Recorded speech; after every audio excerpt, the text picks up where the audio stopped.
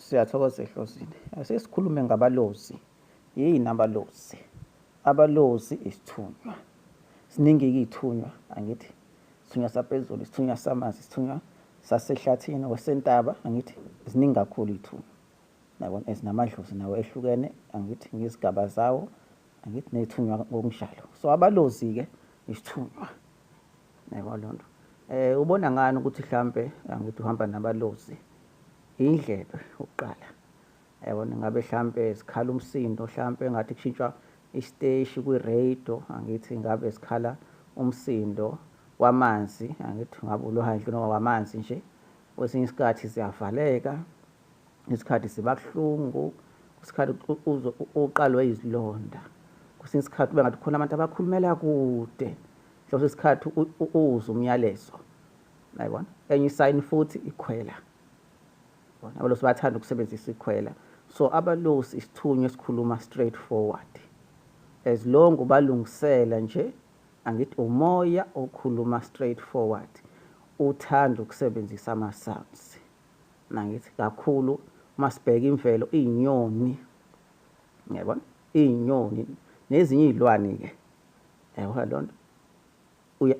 Abalosi bayakwazi ukukhuluma through ama-sounds. Angithi that's why uhlezi uhlushwa izindlebe. Angithi basebenzisa uphephuli, basebenzisa upitch, basebenzisa u-cream white, sengisho emaphupheni okuyibonakaliso. Ileyo mbala kabalosi abayisebenzise. Angithi phephuli, upitch, u-cream white. Angithi depending, angithi kubizo lakho ikhona eminye imbala. Kodwa ile ejwayeleke kakhulu. Basebenzisa umsindo ukuxhumana nawe. That's why-ke sometimes angithi sike sithi umuntu onesithunywa isikhathi esikhulu akazwani nomsindo unless uma wenziwa uyena. Yabona leyo nto? So ku-involved kakhulu abalosi. Kube ngathi bayaphazamiseka uma kunomsindo ophakathi kwabantu abaningi.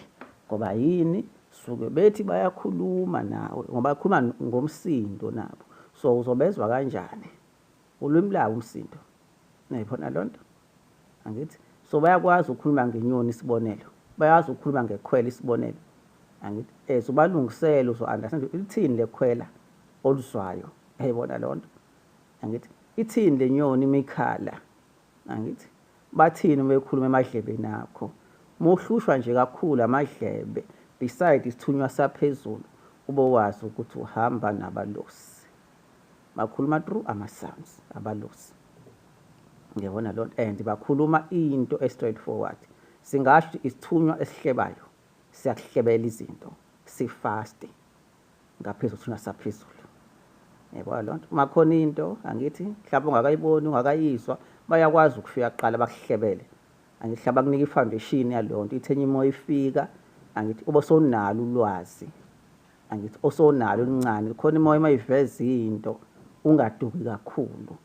Angithi ube sone-foundation. Abahluphiki abalosi. As long nje ubalungisela, ubanaka, ubalalela, bafuna umuntu olalelayo. Ngithi uma usabezwela kude, kusho ukuthi bakude kunawe. Uma ungabezwa kahle, angithi uba ngathi kuyahlihliza, angithi uyakhohlwa into abayishoyo, kusakhona inkinga okuxhumana nabo kahle. Yayibona leyo nto? Futhi-ke ubethanda bayakhuluma through umuntu. Bayakhuluma through umuntu. Ngabe umyalezo oqondile, ngabe umyalezo ongaqondanga. Kuyadependa ukuthi uma bekhuluma through umuntu, bahamba neliphi idlozi. Uhamba nomda obvious. Uzoba into ejijekile ofanele uyihlanganise wena, uyihlaziye ngengqondo. Uma behamba nomakhosi that time, omnguni namabutho, or isithunywa saphezulu, or isithunywa sehlathi, or isithunywa samanzi, omanono, kuzoba inkulumo straight forward. Angithi kungabe ngathi ukhuluma ngomunye umuntu, angithi kanti kunomyalezo wakho phakathi. Bafuna umuntu olalelayo, umuntu owaziyo ukuzwa. That's why behlupha ngamadlebe. Angithi sometimes nomoya obandayo bawusebenzisa. Angithi uzokushaya umoya obandayo oshisayo ebusweni. Abalozi-ke labo-ke. Awona umoya okhuluma kakhulu, awona umoya ohlupha kakhulu. Angithi umoya ufuna uqhamuke ngesikhathi ufuna uqhamuke ngaso, udlulisa umyalezo, isikhathi esikhulu uyasithulela. Angithi kodwa uyawazi ukushontshela information ethile khona wena ube sonolwazi before imoya uma izokutshela something khona u-understand kangcono ngoba sekukhona sonakho. Ngiyabonga kakhulu.